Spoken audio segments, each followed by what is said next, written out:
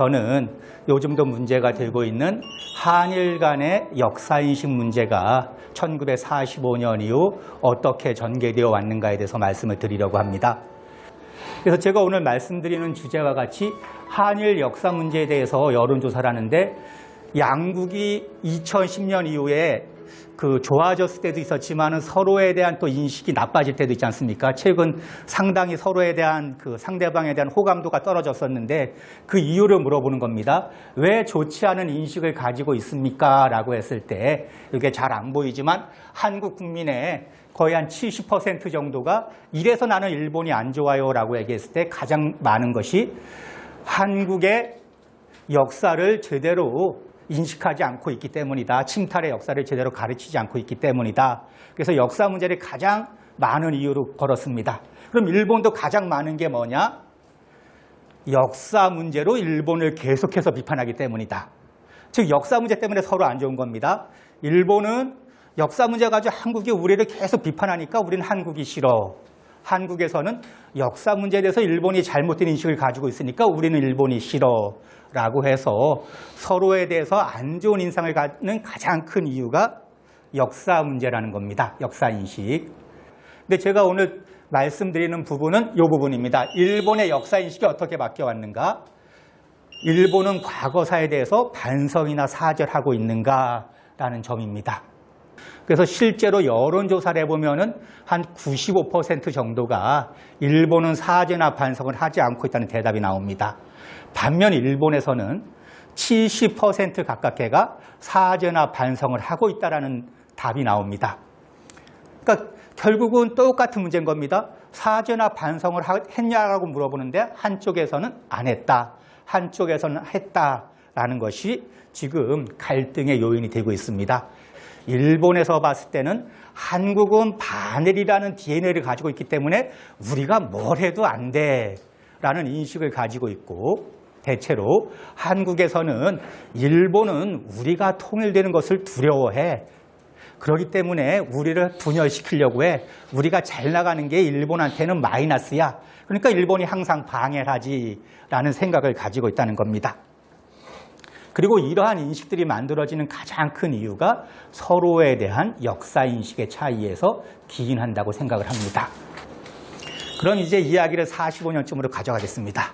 우리가 일본인들은 식민 지배에 대해서 사죄하고 반성했느냐? 만약 했다고 하면은 역대 내각의 일관된 입장이라고 했는데 언제부터 사죄했느냐라는 문제입니다. 1945년 8월 15일 해방이 됐습니다. 그래서 한국에 있던 일본인들도 일본으로 돌아가게 되고 중국에 있던 해외 각지에 있던 일본인들이 일본으로 돌아가게 됩니다. 그런데 이때 일본을 점령했던 미군이 조사를 합니다. 미국의 원조가 없어도 중국은 전쟁에서 승리하는 것이 가능했을 것이다. 아니요가 87%입니다. 우리는 전쟁에 졌는데 미국에 진 거지 중국에 진 것은 아니라는 인식을 가졌던 거죠. 그 다음에 조선은 적어도 20년간 독립할 만한 준비를 갖추지 못했을 것이다. 77%가 그렇게 생각을 했습니다.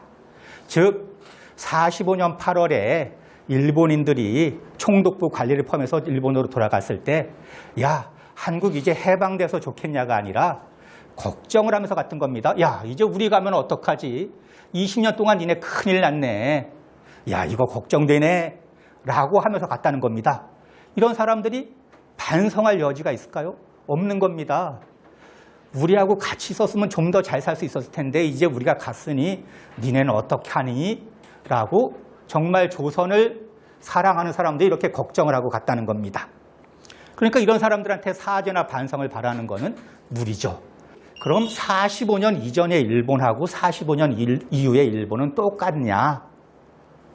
라고 했을 때 바뀌었다는 겁니다. 일본은 45년 이전에 강대한 군사력을 가진 군국주의 국가였습니다. 그러니까 미국하고도 전쟁을 했었죠. 일본의 대부분의 국민은 이때 어떤 생각을 했느냐? 나라가 너무 강해서 나라가 너무 힘이 세다 보니까 전쟁을 했어. 그리고 300만 명이 넘는 일본인이 전쟁에 가서 죽었어. 공습을 당해서 죽었어. 참 국가는 뭐였지? 국가에 대해서 의심을 하고 문제 제기를 합니다. 근데 우린 뭡니까? 국가가 약해서 나라를 빼앗겼어.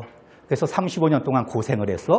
그러니까 개인보다도 국가가 강해져야 돼. 라는 강한 인식을 가지고 있었다는 겁니다. 어쨌든 일본인들이 침략 전쟁과 식민지 지배에 대해서 사죄나 반성하는 의식을 45년 8월 15일 이후에 가진 것은 아니나 적어도 전쟁은 해서는 안 된다. 전쟁은 악이다. 라는 생각을 가지고 국가를 만들기 시작했다는 겁니다. 지금 KTX가 한국에 이제 있지만은 일본이 신칸센을 개통한 건 언제일까요? 한국은 고속철도가 2000년대입니다. 일본이 신칸센을 개통한 건 언제일까요? 64년입니다. 64년에 동경올림픽을 하면서 도쿄, 오사카 간 신칸센을 고속철도로 개통을 합니다. 그래서 이제 제가 가끔 부자가 망해도 3년은 간다고 이야기를 하는데 일본은 아까 이제 히로시마 원폭 장면을 보면서 많은 사람들이 일본을 이렇게 얘기합니다. 우리도 공습으로 원폭으로 정말 일본이 달 분화구 같이 폐허가 됐었어. 우리는 달 분화구에서 새롭게 일본을 건설한 거야 라고 이야기를 하는데 제가 봤을 때 이 얘기도 틀린 건 아닙니다. 하지만 간과해서는 안 될 거는 일본은 유형무연의 많은 자산을 가진 상황에서 다시 나라를 만들기 시작했다는 겁니다. 신칸센이 64년에 만들어지는데 신칸센이 만들어진 이유 중에 하나가 뭐냐 하면은 비행기 산업을 육성하지 못했기 때문입니다. 일본 가미가제 특공대 아시죠? 비행기에다 폭탄을 달아서 미국 그 함대에 돌격하지 않습니까? 그래서 전쟁이 끝난 이후에 미군이 점령 시기에 일본은 비행기를 만들어서도 안 되고 가져서도 안 되고 조종해서도 안 된다고 이야기를 합니다. 그래서 아마 지금 일본 보시면 아마 비행기 수출을 그렇게 안 할 겁니다. 그렇죠? 다른 거 수출을 많이 하는데. 그런데 그러면은 비행기를 설계하던 사람들 있지 않습니까? 최고의 엘리트지 않습니까? 이 사람들은 패전이 꼭 나의 실직이 된 겁니다. 비행기를 설계하던 일본은 아주 우수한 전투기를 만들던 항공 대국이었는데 갑자기 비행기를 못 만듭니다. 그러니까 비행기를 설계하던 사람들을 철도 회사에서 끌어안습니다. 그래서 프로젝트를 하는 겁니다. 그래서 비행기를 설계하던 사람들이 이게 고속철도 프로젝트에 들어가서 설계를 합니다. 저희 동네에 전기 들어왔던 게 초등학교 3학년 때였습니다. 70년대 전기가 들어옵니다. 이런 상황에서 일본하고 교섭을 했던 겁니다. 그러다 보니까 일본으로서는 한국의 상황을 보나 모든 상황을 보나 스스로 사죄하고 반성할 수 있는 동기는 적었다고 생각을 합니다. 그럼 양국에서 공식적으로 교섭을 하고 한일 협정을 맺을 때는 어떠했는가? 공식적인 게 중요하겠죠. 이때 시인하 외상하고 이동원 장관이 공동 성명을 하는데 이렇게 이야기를 합니다. 한일 간의 오랜 역사 중에 불행한 기간이 있었던 것은 참으로 유감스러운 일로서 깊이 반성하는 바입니다. 그래서 우리 입장에서 봤을 때 물론 부족한 부분은 있으나 적어도 일본이 조선을 식민 지배한 것은 잘못한 일이었습니다. 반성합니다라는 걸 전제로 한일이 국교 정상화를 했다는 겁니다. 그리고 82년 한일 간의 역사 문제가 전면적으로 충돌하는 것은 1982년입니다. 1982년 6월에 아사히 신문이 기사를 내는데 일면에 고등학교 교과서가 검정을 통과했는데 문부성이 개입해서 중국 화북을 침략했다라는 것을 진출로 바꾸게 했다라는 기사가 나갑니다. 그래서 보니까 3.1운동도 폭동으로 바뀌고 신사참배 강제도 신사참배 장려, 창씨개명도 창씨개명은 자유였다라는 식의 기술이 바뀌었다라는 내용이 나중에 이제 밝혀집니다. 어쨌든 이걸 통해서 한국에서도 일본 교과서에서 식민지 지배를 제대로 가리키고 있지 않다라는 비판이 제기가 됩니다. 그래서 그때 만들어진 시설이 있습니다. 아마 여러분들 한 번씩 다 보셨을 텐데 독립기념관이 만들어집니다. 요걸 계기로 해서. 그전에도 독립기념관을 만들자는 운동이 있었는데 요 사건을 계기로 해서 독립기념관이 만들어집니다. 아마 여러분들도 모금하신 분들 많을 겁니다. 국민성금으로 했었는데 저도 시골이라 저희 때는 중학교 때만 해도 쌀로 받았었습니다. 편지봉투에서 쌀을 받았었는데 제가 낸 쌀 한 봉투도 독립기념관에 들어가 있습니다. 그런데 여러분들이 기억할지 모르시겠지만은 이 독립기념관을 짓는 과정에서 화재가 한번 납니다. 그런데 조사를 해보니 독립기념관을 일본을 극복하겠다고 독립기념관을 짓는데 내부 기자재가 메이드 인 재팬이었다는 겁니다. 이게 우리의 현실이었던 겁니다. 일본을 극복해야 돼, 넘어야 돼. 그래서 65년에도 마음에 안 들지만 어쨌든 이걸 종잣돈으로 우리도 발전해보자. 82년 교과서 문제가 나니까 일본을 비판하고 넘어보자. 그런데 82년 단계에서는 일본 기자재를 일본 재료를 안 쓰면 독립기념관도 만들 수 없었던 게 우리의 현실이었던 겁니다. 그래서 제가 본 65년에는 아마 일본하고 우리의 덩치를 비교하라면은 일본이 돌고래쯤 됐다면 우리는 한 일본이 봤을 때는 아마 참치 정도도 안 돼 보였던 것 같습니다. 이때만 해도 수직적인 경제 구조였습니다. 그 정재정 선생님은 수직적인 경제 구조에서 수평적인 경제 구조로 바뀐다고 얘기를 하는데 일본에서 일본 기계를 들여와서 일본에서 부품을 들여와서 조립을 해서 수출을 하죠. 그러니까 어떻습니까? 80년대, 90년대까지 수출이 늘어나면 늘어날수록 대일본 적자는 더 늘어나는 상황이었던 겁니다. 그래서 일본에서 교과서 문제가 제기됐을 때 82년에 일본 무역회사 다닌 사람이 이런 글을 씁니다. 개인적으로는 역사 왜곡은 곤란하다고 생각합니다. 그러나 한국과 대만의 민간 비즈니스에서는 이 문제로 일본과 경제 단교라는 일이 일어나면 곤란한 것은 자신들이라는 인식을 갖고 있습니다.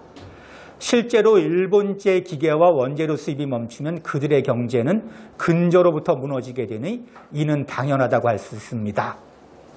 그러니까 일본 입장에서 봤을 때는 한국에서 일본하고 국교를 단절해라 뭐라 난리 치는데 야 너희들이 우리하고 국교 단절하면 어떡하려고 라는 생각을 82년까지는 가지고 있었다는 겁니다.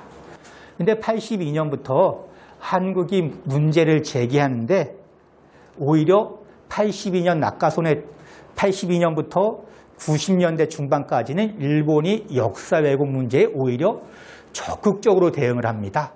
90년에 한국이 문제 제기하고 정부 차원에서 이러이런 건 즉각 고쳐주세요라고 제기를 하니까 일본이 6개 항에 대해서 고쳐줍니다. 그래 고쳐야죠. 고칩니다. 또 85년 낙가손해 총리가 야스쿠니 신사를 공식으로 참배합니다. 중국에서 문제 제기를 합니다. 그러니까 86년부터 그래 내가 간 게 마음이 아팠습니까? 그럼 가지 말아야죠. 86년에 안 갑니다. 낙가손해 총리 시절에 강요가 망언을 합니다. 야, 우리가 한국을 지배하지 않았으면 러시아, 중국이 들어왔을 거 아니야. 이런 식의 망언을 합니다. 낙가손해 총리가 처음으로 해임을 합니다. 파면을 합니다.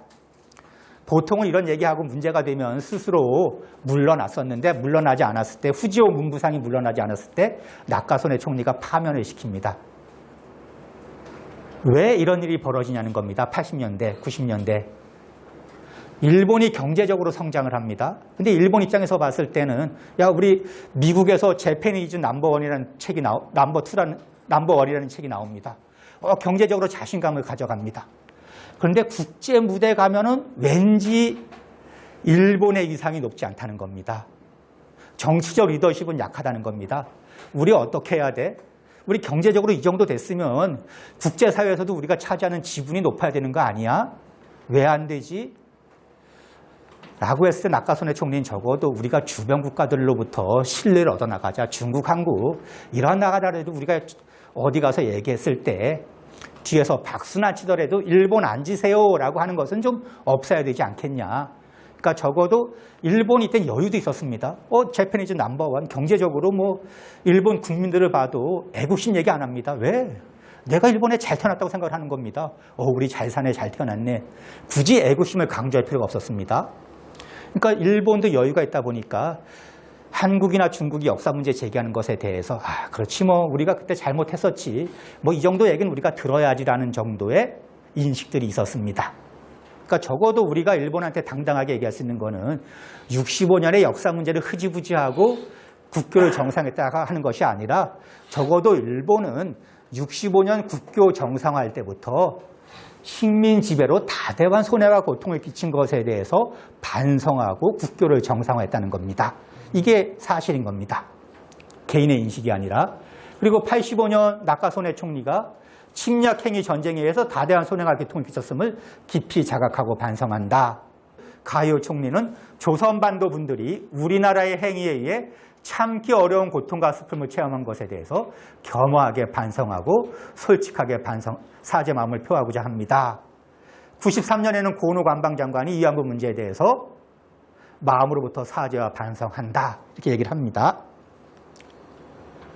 그리고 93년 호소가와 총리가 또 전 세계 모든 희생자 유족에게 국경을 넘어 삶과 애도의 뜻을 표한다. 특히 한국에 왔을 때는 침략 행위와 식민 지배 등으로 많은 사람들에게 참기 어려운 슬픔과 고통을 줬다. 위안부 창씨개명 등을 또 김영삼 대통령 만났을 때는 구체적으로 언급을 합니다. 언급하면서 많은 손해와 고통을 끼쳤다. 사죄하고 반성한다. 이렇게 총리들이 이야기를 많이 하지 않습니까? 여기 진보적인 사람도 있고 보수적인 사람도 있습니다. 그런데 어떤 문제가 생기냐면은 이제 90년대 들어서 냉전도 해체가 되고 사람들이 보상을 요구하는 소송도 하고 총리가 되면 뭘 역사인식이 어떠냐고 물어보는 겁니다. 그런데 까딱 말 한마디 잘못하면은 이게 외교적인 파장을 불러일으키는 겁니다. 그러니까 외무성이 하는 일이 뭡니까? 공무원이 정답을 만드는 겁니다. 이제 정답을 만들어서 누가 물어보더라도 정답만 이야기하면 문제는 안 되지 않습니까?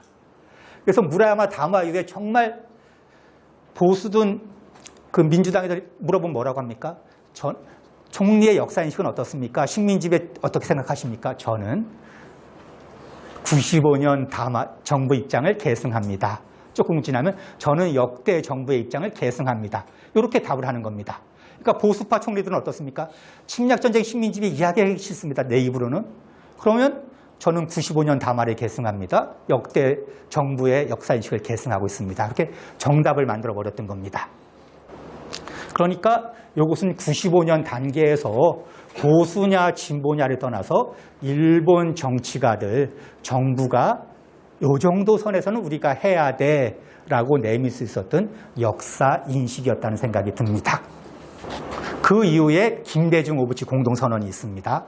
그런데 이제 여기에서는 식민지 지배와 침략으로 많은 국가들, 특히 아시아 국가들에게 다대한 손해와 고통을 끼쳤다고 이야기를 합니다. 그래서 한국이라고 특정하지는 않습니다.